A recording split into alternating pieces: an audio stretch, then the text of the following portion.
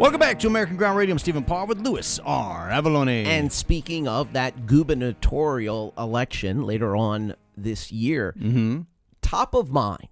I mean, we talked with Attorney General candidate Liz Murrell. Right, Solicitor General. And we told her crime is top of mind for voters this fall. We didn't have to tell her that. She knew that. Well, no, but the question was, what can the Attorney General's office do to basically make folks safer? Is there anything? I think you brought up the point. You said, well, if district attorneys across the state aren't prosecuting crimes, if they're not holding sufficient number of jury trials, right, then, you know, what can the Attorney General, what can law enforcement do? Right. I mean, it's going to be a big issue, and I don't know that the Democrats, you know, with Sean Wilson, right, have a good answer for it. Well, the Democrat Party doesn't really have a good track record when it comes to being pro-police. Well, and I don't think that there's a Democrat that's running for Attorney General right now. No, not whatsoever. Yeah, I'm thinking more along the influence, the impact that it will have on the gubernatorial race. Now, here in Caddo Parish, crime has been historically low. In Caddo Parish. Yes. But in the city of Shreveport, you're looking at a different story. Of course, we also have a very experienced, esteemed, successful sheriff. Yeah. So let's call up Steve Prator, because he announced today he's not going to be sheriff much longer. Sheriff Steve Prator, welcome back to American Ground Radio, sir. Well, thank you for having me. So you kind of dropped a big old bombshell on the parish and the community earlier today, and you announced that while you had thought you were going to be running for re-election earlier this year, you had announced you were running for re-election. You were actually running for re-election. You've had a change of heart, so to speak. What's that all about? Change of heart. Okay. For one thing, the campaign was going very well. All the pundits and polls and money and all was coming in, and I felt comfortable that it was going to be between 70 and 75% win. Like most of our other races, we had raised probably close to 300,000 or more already, and just with a couple of fundraisers. So we were doing very well. But along comes the electrical storm.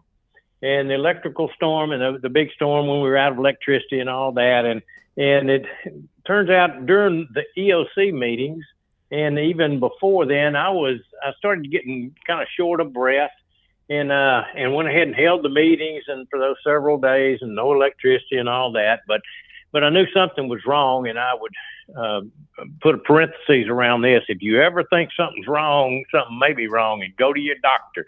So I was smart enough to go and get checked out. And it turned out after the Sunday EOC meeting, the emergency meeting that we have, and the news conference I give after those to say what all we're doing to respond, we went over, my wife and I went over to Dallas, Texas, to the Baylor Hospital. Trey Balcom, who is my local doctor, he got us over there, and we went, and I had a heart cath on Monday, and stayed in the hospital all day Monday, and they found a blockage. I don't like talking about health much, but they found an 80% block, and they put a stent in there, and it's a 0% block now. And all the other arteries are great, and I feel 100%, and I'm completely healthy, and that's the biggest thing people need to know. And I'm 100% and in very good shape. You sound good. But anyway, it made me realize that after doing this for over 50 years, in law enforcement, that you know, everybody has certain mortalities that they have to think about, and I want to do something. I'll be sheriff for the next 12 months for sure, because you don't take over. Your last day in office is June the 30th, which is today, of the year after the election. So for the next 12 months exactly, I'll still be sheriff. I wanted to be sheriff for another 12 months, but I didn't be sheriff for another 5 years. And so I decided I would serve my 12 months and do everything I could to help Caddo Parish and Shreveport with the crime problem for 12 months, and then move on and do something else. And so I'm really excited about what's going to happen after the 12 months. There's some things that we really need to do in this parish and in this city to shine a light on our entire criminal justice system. There are things that are going on that could help to prevent, help to lessen, and help to reduce the violent crime that we're experiencing. Anytime you have people that shoot people, that hurt people, that possess guns illegally, and they're allowed to get off with just a slap on the hand or a dismissed charge, when that is the practice more than the odd thing, when that's generally what happens, that's wrong. And that's something we can prevent. We've got to look at our prosecution rates. We got to look at Louisiana sentencing. We've got to hold people accountable when they hurt other people, and that's not being done in every instance. And so I look forward to fighting that fight. But for the next 12 months, I'll continue to be bold and say what's on my mind. So part of what I'm hearing, correct me if I'm wrong, because it sounds to me like you had this medical experience, and of course, when you go through something like that, it causes you to take a look at big picture stuff, right? You know, you said look at your mortality, but is there also a bit of you looking at what it is you want to leave behind? Is that part of what went into your thought process? Well, yeah, that's true. I want to work. I want to be completely free of the political process. I've never worried much about hurting people's feelings, and the sheriff's office has been a tremendous bully pulpit for me. But I want something even better. I think, and I'm not suggesting that I be in charge of it or anything else. But I think Caddo Parish and Shreveport, we need an overall something like a crime commission or an independent body that oversees the entire criminal justice system, not to regulate it, not to take powers away from judges or DAs or sheriffs or chiefs of police or mayors, not to take power. But certainly there are so many things that you all in the media, you all that are listening to me, that y'all have no idea goes on in the criminal justice system. And victims are not the number one in many cases. And victims need to be the ones that we care about the most, victims and potential victims. And quite often that's not the case. Yeah, I can testify to that. I had a case. I never once heard from the DA. Never once heard from the DA. Anyway, so, and we're almost out of time in this block. I was hoping to hold you over for a little bit more because I have more questions here. But it sounds like you're asking for maybe a watchdog group. Is that right? You're looking for, I don't know, maybe if it's an inspector general, but you're looking for somebody to watch over what's actually happening. Yes, that's pretty accurate. And I don't mean just the courts and just the prosecutors. I mean the police too.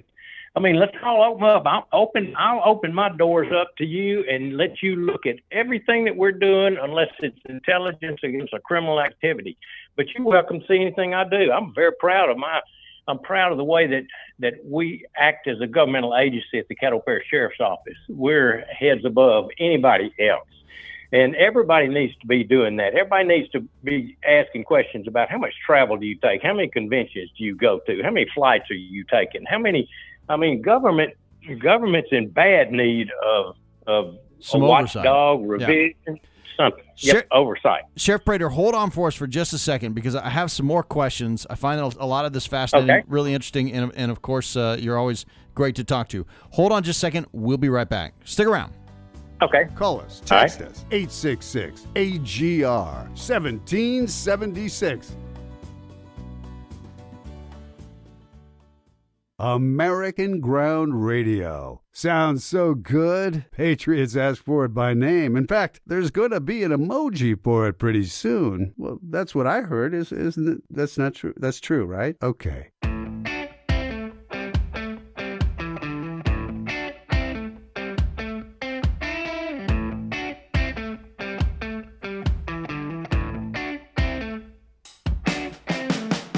Welcome back to American Ground Radio. I'm Stephen Parr with Louis R. Avalone. Okay, so Sheriff Prator, you have been a part of our lives for many in our community for so long. You are like family. So I'm going to ask you a personal question. I know this may be a little personal. How difficult of a decision was this for you and your family? In terms of what was the conversation like? How long did it take for you guys to come to this decision? Well, it took a long time because public safety and public service is something I was called to over 50 years ago.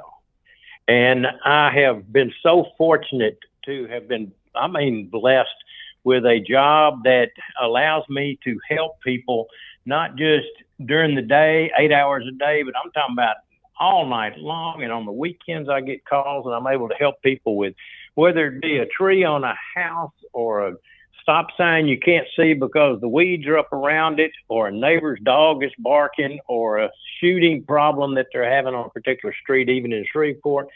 I've been so fortunate to be able to intervene in literally thousands. And I have people when I go to the grocery store or anywhere else that come up to me thanking me for the service of the brave men and women of law enforcement, and it's just a blessing. I'm the lucky one. I'm glad that the community appreciates it, but I'm the lucky one to be able to do it. Sheriff Prator, I've known you. I guess I first met you 16 years ago. Lewis, I'm sure you've known Sheriff Prator a lot longer than that. I've talked to you several times here on air, on television, back when I worked for KSLA. I got to say, right now, you sound more energetic, more upbeat, more positive than I think I've ever heard you in the 16 years I've known you. Is that fair to say? Do you feel more energized than you have recently? I think the last year or 2 years, I have become so passionate in saying, I've always said pretty much what's on my mind, but I've always held back a little bit. But I'm tired of holding back. Holding back it doesn't get you anywhere. And so if I hurt your feelings, I'm sorry. I'm not professing I know everything, but I do know a whole lot about a lot of things as far as law enforcement and criminal justice. And at least you ought to listen to me and then disregard it. But you better listen, because I do know what I'm talking about. And I do know what I'm talking about with the court system and with criminals and people being held accountable. And a basketball is not going to keep somebody from being shot. It might in 10 years, okay? But right now we spend so much time and so much effort in community programs, and we're in a serious state of emergency right now. We've got to have people being held accountable for what they do while we do the basketball and while we do the coaching and while we do the raising kids. But first off, in law enforcement, our job is to keep you safe. Now, Sheriff Prator, with that amount of passion, and like you said, we're in a crisis situation, do you have someone in mind as your successor? I honestly, I had a couple of 2 or 3 people, and they didn't fit the criteria of residency or whatever. I had not seriously talked to anybody within the sheriff's office or law enforcement community about running, or anyone else. Since I've announced, I've been contacted by 3 people. One is a legislator that I don't have permission to use his name, so I won't mention that. Another one is an attorney that is well respected that would like to do it. And the other one, I can say his name because he said I could. Judge Donald Hathaway is considering it. And I was thinking how funny that would be to have Prator sandwiched between 2 Don Hathaway sheriffs. Yes, indeed it would. So, and I know Judge Hathaway he's got a good work ethic and a good man, but I'm gonna wait and see. I'm gonna wait and see all the folks that are gonna throw their hat in the ring, and I think it's gonna be many. And then I'll choose who I'm going to endorse. I'll look to endorse somebody, and try to help. I want somebody that thinks like I do, that will continue to make and keep the Caddo Parish Sheriff's Office the excellent public service agency that it is. Now, and I'm going to take an active part in it. Now, speaking of that, taking an active part, just before the break, we were talking about how you think there needs to be more of a watchdog over what happens in the criminal justice system in Caddo Parish, where the people, the voters, the residents of the community are able to find out more about what's going on in the inner workings. I used to work in TV. There was once upon a time when the media was supposed to be that watchdog, when it was the media who was overseeing what was going on in the criminal justice system, and the media would tell the people about what was happening, good and bad. Do you think that today's media, our media right now, is capable of doing that watchdog role? I know that they're capable of doing it. I don't know if they have the manpower to do it. I think they are short-staffed like everyone else, and their priorities are different. What has always bothered me in law enforcement is quite often through my years as chief of police and as sheriff, the media will come to us and they will say something like, I want to see how many times we've had internal affairs complaints on police officers, or how many use of force has there been on police officers. And so you will get this information, you'll give it to the media, there'll be a story about it, and then it'll be done. Where is the media looking at the prosecution rates? How many are on diversion? How much money is there created in a diversion fund of cases that never make it to court? How many charges are dismissed? How many are pled down to something else? I mean, where's the watchdog there? The police are not all of the problem. The police are not the problem. Police can be a problem. But the whole system needs to be looked at with careful magnifying glass, and let's hold ourselves accountable to the public that pays our salary and expects us to keep them safe. Well, and it feels like news is trying to put out more information than they've put out more. We've got more newscasts, you've got more stuff online, but you've got fewer people to do it. And frankly, where the local news is sometimes hiring people straight out of college who have never done investigative reporting before. That's right. And so let's do some investigative reporting on the criminal justice system. So let's see how many people the police have beat up. Right. And it stops there. Right. And then that is not the criminal justice system.